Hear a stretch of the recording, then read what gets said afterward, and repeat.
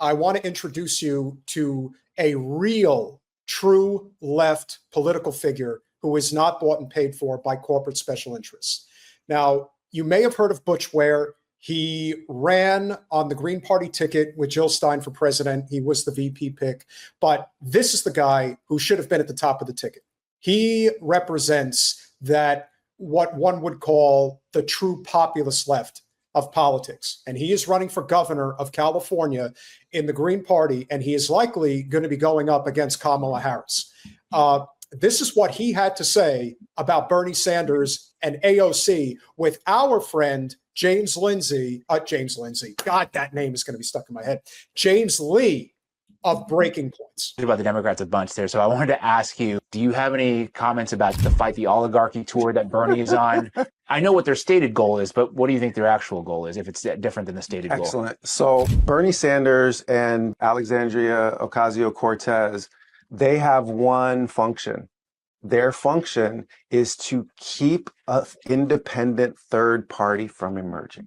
That is their job. That is why they are out there on speaking tours.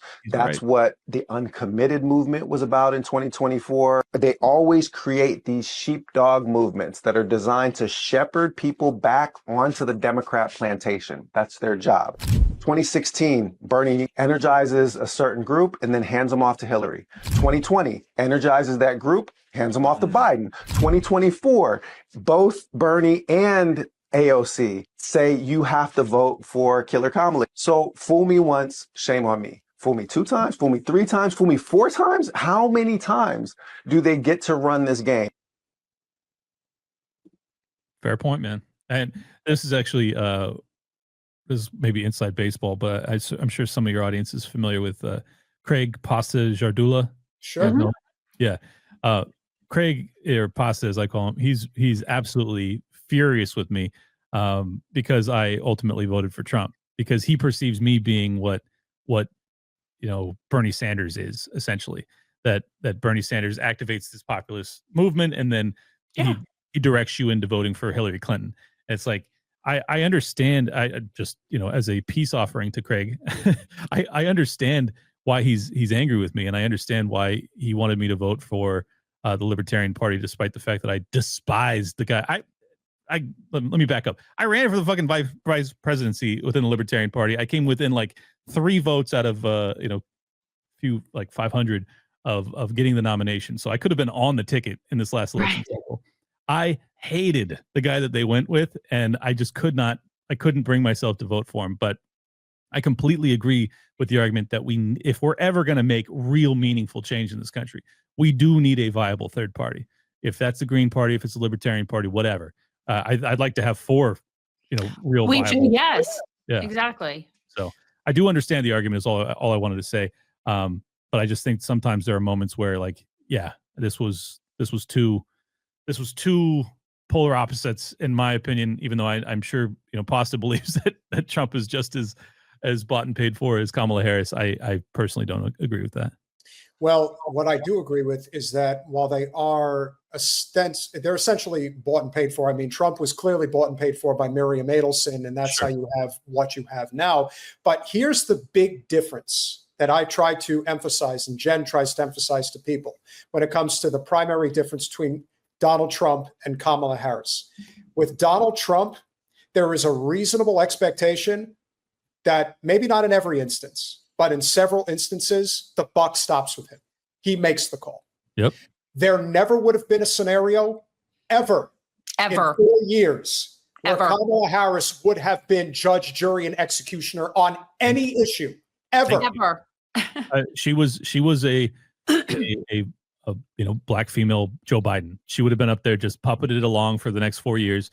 And like I talk openly about all of the pitfalls of Donald Trump, and you're absolutely right about the Adelson's influence. Obviously, which is why Marco Rubio is the Secretary of State. It couldn't be more obvious. So I'm not saying that. Hey, listen, we could thank Trump for getting him out of Florida politics. If there's one silver I guess that is the Walz, silver lining, but and Gates. Yeah. Well, but yeah, I agree with your analysis though. Like Trump there is something about having the money, the wealth that he already has. Like, for instance, like I came into the podcasting world as a millionaire. Like, very few podcasters do that. Because I ran my mortgage company, I was an entrepreneur. I was very successful. I essentially retired into podcasting, which very few people do. And a lot of people get mad at me for that because they go like, "Oh, you've got money. You know, why should I support your show and shit like that?" It's like, all right, well, don't support me if you Because don't want you're going to speak your mind. You're not going to kowtow to anybody. This is the argument I was just going to make, is that it's the same thing with Trump. Yes, he took $100 million from the Adelsons, but sometimes, just sometimes, he's going to remember that he's got a lot of money. He doesn't really need to do what they want, and he's not going to run for a third time. So fuck it. I'm just going to negotiate, Palestinian statehood. Like, he's going to just negotiate with Hamas. He's going to. I agree. I think he's more of a wild card in that, and I do think that it isn't ideological. It's what's convenient for him and what makes the most sense for him in the moment. He's very like that, but that is still better chance of getting what I want to happen than I would have. And that's absurd, but it's true.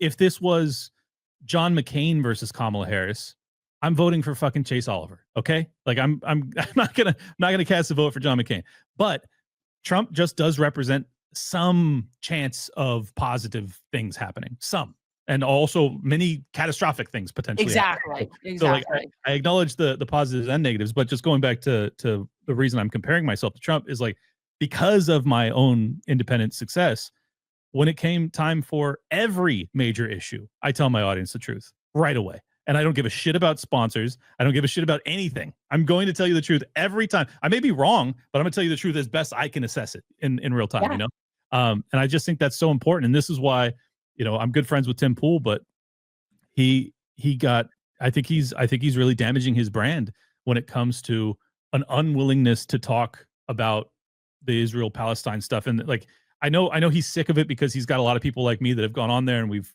beat the topic to death. So I understand there's some human side of this, but there's also the business side of it, that it's not good for business to talk about this. And I think Tim knows that. And therefore he tends to try and eschew his guests from going down that path. And I just think at some point your audience starts to pick up on this and they start to go like, dude, what are you doing? And then he has that Chatham House Rules off the record meeting with Netanyahu a couple weeks ago. And it's like, dude, he's a friend of mine, like I said, but if he would take my personal advice, I'll tell you, that's not a good look, brother. That is not a good look. If your audience is looking for independence and honest analysis in real time, not a good idea to be sitting down privately off the record. Yeah. And look, Tim was already one of the biggest podcasts in the country when he had Jen on. And I don't know what happened from his perspective, but like I said, I think a lot of it just has to do with the fact that here's a guy who clearly came from a very working class background in Chicago. He got the opportunity of a lifetime.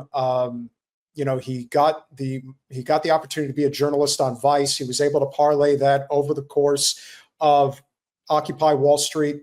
And then eventually in, around I think 2014, 2015, he started his podcast and it started to grow over time. And then it really grew.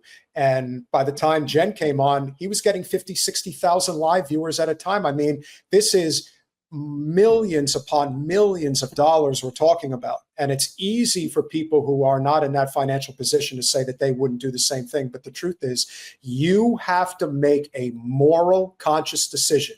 Do you trust your ability as a podcaster? His setup is really good and he's done a good job, or at least he did for a while.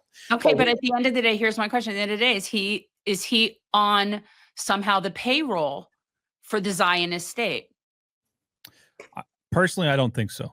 But I do think he recognizes that to have a very critical stance about Israel is going to lose you sponsorship opportunities. It's going to lose you. He does speaking gigs at TPUSA and shit like that. Like, if you're in the Republican good graces, like, I don't get invited to a lot of shit. I've got a huge following. I've got a good size audience.